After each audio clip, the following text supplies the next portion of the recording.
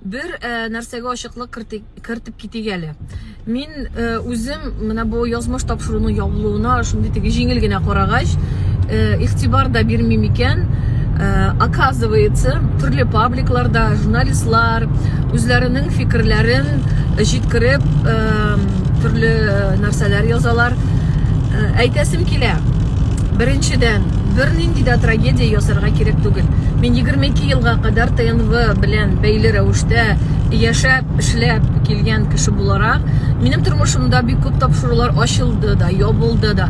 Мин бу әйбергә күнеккән һәм мин аңа бик гадәти әйбер дип карыйм. Бу нормаль күренеш. Тапшырулар ачыла да, ябыла да, ул шулай булырга тиеш тә. Язмыш тапшыруы ул 6 ел рәттән чыкты эфирга һәм әгәр дә аны яңартырга теләгән икән җитәкчелек, монда бернинди дә криминал юк. Теләгән икән җитәкчелек, монда бернинди дә криминал юк. Һәм бигрәк тә тапшыру ябылу сәбәпле моннан трагедия ясап, менә алып атканнар икән, чыгарып атканнар икән, яисә менә озын айтмаганнар икән, туктатканнар икән. Җәмәгать, ачыклык кертик. Бу тапшыру минем авторлык тапшыру һәм без моны тулысынча ТНВдан аерым рәвештә эшлибез идек. Аерым рәвештә төшерәбез, аерым рәвештә монтажлыйбыз һәм әзер проектны алып килеп бирә идек компанияга.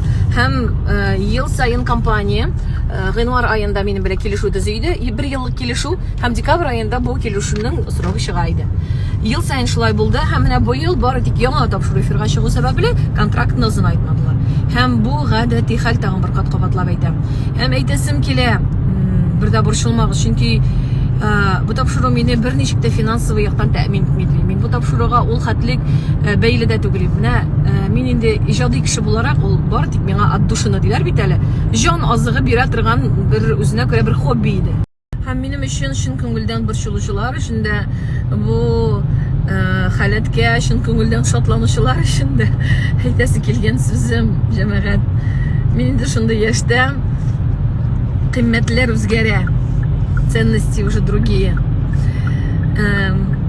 Я, наверное, уже настолько самодостаточный человек в финансовом плане, да, как личность.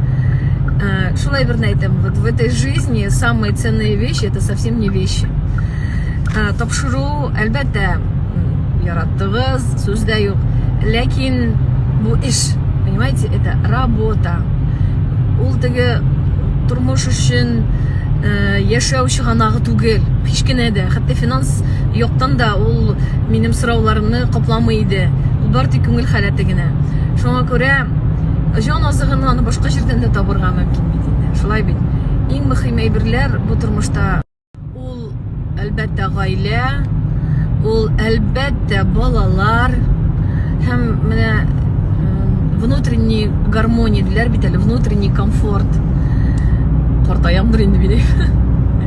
Тынычлык кирәк миңа. Әбилдер әйтә, күңел тынычлык кирәк миңа дип. Чыннан да шулай. Чыннан да шулай. Вот. Тагын нәрсә әйтим инде. Ни өчен ябыла дигәнгә инде җитәкчелек шулай хәл итте. Яңа тапшыру ачыла. Бәлкем шулай кирәктер. Бер төрле тапшыру ялкыта, канал үсә, яңалык эзли. Шулайдыр дип уйлыйм. Чөнки миңа режиссер гына хәбәр итте, Замира контрактны озынайтмыйлар киләсе елга. Безнең ел сайын декабрьдә була торган бу гадәти сөйләшү иде. Киләсе елга озынайталармы, юкмы? Контрактны озынайталармы, юкмы? Кабатлап әйтәм, безнең ел сайын була торган сөйләшү режиссер белән контрактны озынайталармы, юкмы?